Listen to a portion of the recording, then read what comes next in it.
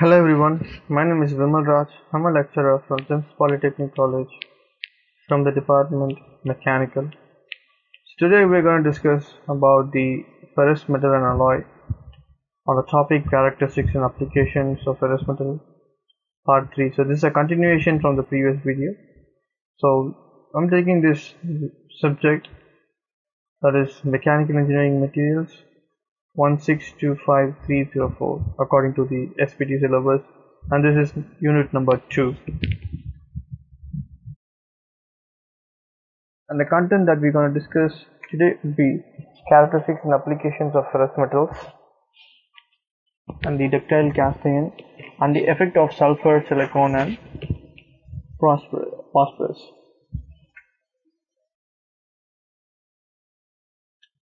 This is ductile cast iron.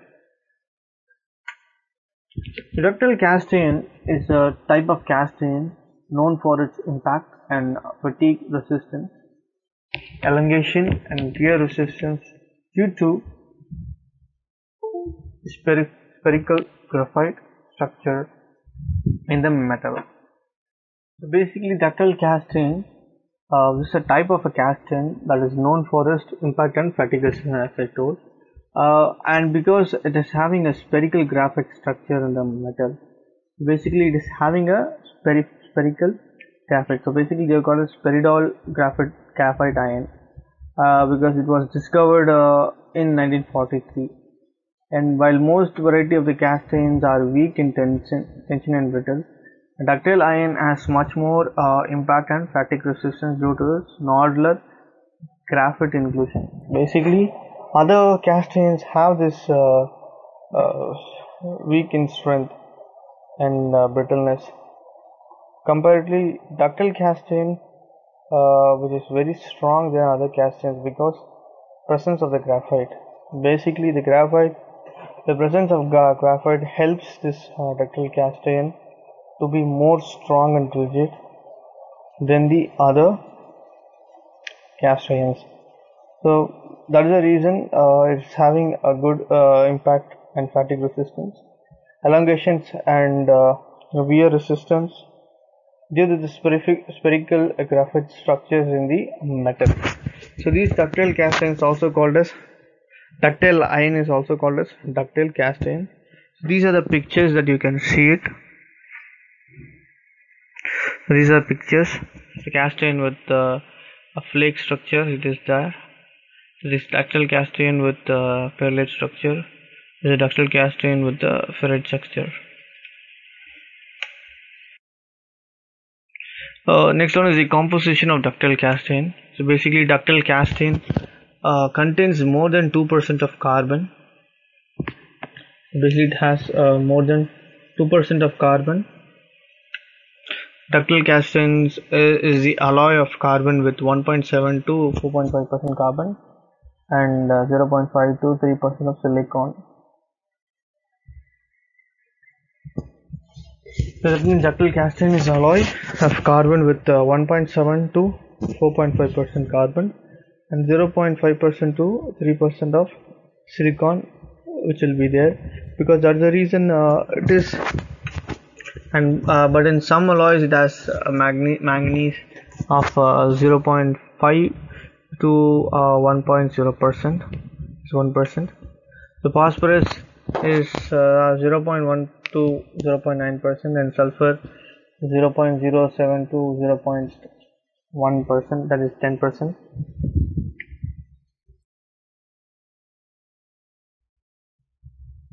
So that is the composition I was discussing. Basically, these are the materials that will be mixed with this ductile cast iron. Basically, because when you take about other cast irons, white cast iron, grey cast iron, all those things, more than 93% of iron will be there and only a little amount of carbon and graphite will be there. But in this ductile cast iron, there are something different. The iron content is there, but comparatively other contents like carbon, graphite, manganese, all those things are also there. So that makes the ductile cast iron to be rigid and strong, I would say, because it has a more strength, I would say, of the strength that is available on this ductile casting. So it has been largely used in the industrial applications, like including pipe, automotive components, wheels, gears, box, pumps, housing, machine frames for the wind power industries, and many more. So, the difference, I would say, difference between ductile casting and the casting is, ductile iron can be bent without breaking. So it is having a good malleability, when which can be bent without any breaking, whereas the cast iron is brittle and breaks when bent. So basically, cast iron will be break. It can be breaked when it has been bent. And ductile iron also consists of nodular graphite, so which gives the flexibility. So it gives the flexibility. Flexibility is more. And cast iron mainly consists of carbons and silicons, with when which it will break. Ductile irons pipes are used in sugar and bottle lines. So these are the differences, because we need to know the difference, what's the difference between ductile and the cast iron, because cast iron has strength, but it is not comparatively good as if like the ductile cast iron. That's the reason in most of the industrial areas now they use this ductile cast iron for the purpose, because they know clearly that these things have ductility, in which even if it is been bent also, it will not be breaked. That's the reason it's called a ductile cast iron. So even if you bend it, it will not break. But wherein cast iron, if you bend it, it will break. So much of advantages are there with this ductile cast iron. So that is the reason behind wherein which they make these kind of advantages. So the first property is ductile irons owes its remarkable mechanical property to the spheroidal shape of its graphite. So basically, it is having a good, mechanical property. So it is having a good mechanical property. So the mechanical property is very, very important in any of the material, because based on the mechanical property only anything can be used. This is one of the good signs. So what could be the benefit because of this mechanical property? This ductile cast irons are very strong compared to regular cast irons, and the tensile strength of cast iron would be like 20,000 to 60,000 psi, while the ductile starts from 60,000. So that is the strength it can give. The heel strength of ductile cast iron is generally 40,000 to 90,000. So that means strength is more, and that's one of the good mechanical properties. And what causes a problem for gray iron is those graphite flakes which encourage fractures along the flakes, while the nodules in the ductile iron works as keeping the iron together. So basically, if you take a gray cast iron, the flakes that is available, that will encourage fractures. That means it will allow the fracture to attainable. But when it comes to these ductile cast iron, the nodes are there, so it makes the iron to work together. So that makes the strength more. So it gives you more strength. And then the tensile strength. The tensile strength is comparatively more.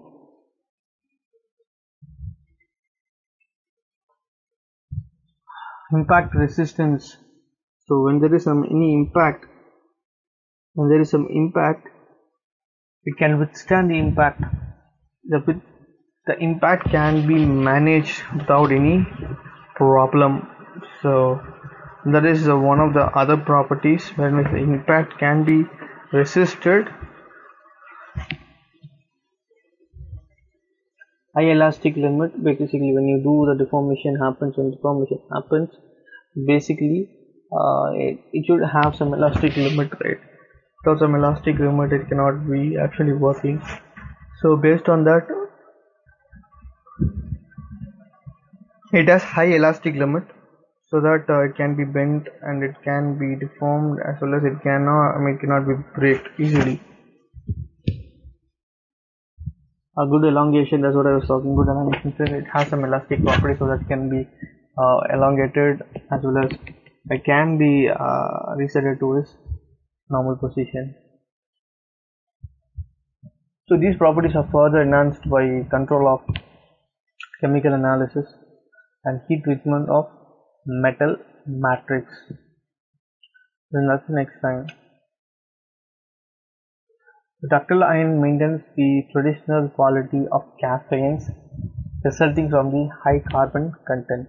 So basically this ductile iron maintains the traditional quality. So the quality that we get out of this cast irons will be resulting with a high carbon content. The carbon content will be more because it has this compression strength. So even have this compression strength, this good in compression. Castability, so it can be casted easily. Abrasion resistance, so something which has been thrown away. The abrasion resistance is there. Machinability, it can be machined with the machines. So these are the nice properties. As well as the fatigue strength, so it's not fatigue, it cannot be easily breakable, so it has a good fatigue strength as well as. So use of the cast irons. Following are these basic use of ductile cast iron. So it is used in automotive applications. So basically they use this ductile cast irons in the automotive industries. So when you take like all the automotive industries, they use this ductile cast iron basically because with this they can easily have a good strength. So in automotive application they use this ductile cast iron because the durability is more, because it has some tensile properties, some ductile properties, it is very malleable, all those things are there. So it is having elastic property as well as elongation can be also done. So they use it in different automotive industries, and it is also used in vehicle components like powertrains, frames, suspensions and wheels. We all know what suspension is all about. Suspension is very important in all the vehicles because it only takes impact. So basically this ductile casting it's an impact resistance in which it can absorb the impact, right? So that's why the suspension now they use this ductile casting to make it, because this suspension is basically created in order to absorb these impacts. So because of that they use this powertrain, frame, suspension and wheels. Because the crankshaft they use this ductile casting and making the crankshaft. So it is also used in steering components like steering wheels, transmissions and different parts, connecting rods. Now they use it. So they use it in the greater way of use where you need a strong metal with a wear resistance. So here is these are things that has been used because it gives you a great durability. Basically whatever the things that we purchase, we need to have this durability, right? Because we cannot simply go and purchase the things as we want. The durability plays a major role. So when compared with this durability, this ductile casting has this durability, so that is the reason it has been tend to use. It can be used in so many parts. And some advantages, if I want to say, is like ductile casting can be easily casted and machined. That is what I was saying, that machining, it can be used in any machine that in which we can do. We want to do any changing of shapes, because shape shifting is something very important in mechanical, because we need to change some shapes accordingly. So this can be easily casted and it can be machined easily. So that is the reason they use this ductile casting in most of the industries. So next one, it has an excellent strength to weight ratio. The weight management can be easily done with this ductile cast-iron because it is not purely having the iron, it is having carbon content, roller, graphite, all those things are there. So because of that, the weight management, there is strength to weight ratio is very good. Next one is the ductile iron can be made for much lower cost than steel. So these ductile iron can be made at a very lower cost comparatively than steel, because steel is something costly, but when you go with this ductile cast iron, it is much more cheaper than steel with the good physical properties. It has a superior castability and machinability. So that is the one more advantages. That is castability and machinability is good. And ductile iron provides a designer with an exceptional combination of toughness, low cost manufacturing, and reliability. Reliability is very important in whichever field. If it takes, reliability is very important, because if we rely on any products or any material, we tend to expect more life, a more warranty, guarantee, something like that. The reliability is there. So that is the thing. So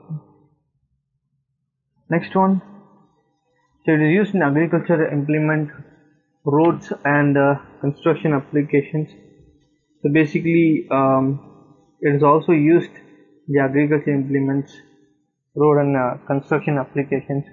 In the field of constructions, they use this what you call the ductile cast iron.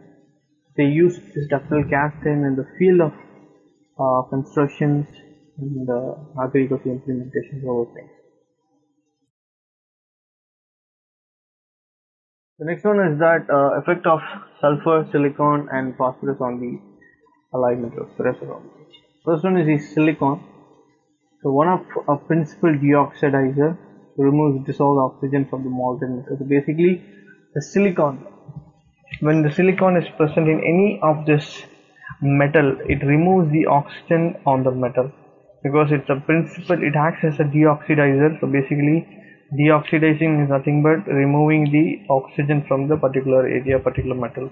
So in low carbon steel, it is determinant to the surface quality. So basically in low carbon, it will impact the surface quality and slightly increase the ferrite strength. So it will also increase the ferrite strength, in which a ferrite is nothing but a pure ductile flexible iron with a little strength. So slightly increase the ferrite strength, that means it will be increasing. So when used with other alloying elements, can increase toughness and hardenability. So when it is used with other alloying elements, can increase toughness and hardenability, basically to increase the rigidity. And next one is the what could be the effect of sulfur. First one is it will decrease the ductility, especially when you change it, you deform it, it might break. Toughness and increase brittleness. So that is what, when it decreases ductility, decreases, it will impact the strength. So basically when ductility goes down, brittleness will increase, and increase in strength, increases of strength used in this spring steel, decreases weldability found in the form of sulfur inclusion. That could be one of the examples. The next one is the phosphorus. This research investigates the effect of phosphorus as an alloying element on microstructure, eutectic, temperature, hardness and mechanical properties of grey cast irons. So the 5 different amount of phosphorus are 0.5, 1, 1.5, 2, 2.58%, and have been added. Results shows the increasing phosphorus from 0.45 to 2.58 in grey cast iron increases the amount of eutecticity, phosphorus from 4.7 to 17.81%. Weakens mechanical properties and tensile strength reduced from 297.5 to 184 MPa impact strength. So that is how the things happen when it goes with the process. Basically, these are the effects of sulfur, silicon, and phosphorus. So with that, we come to the summary, so that we discuss about the types of engineering materials, studies about the effect of sulfur, silicon, and phosphorus. So these are the reference.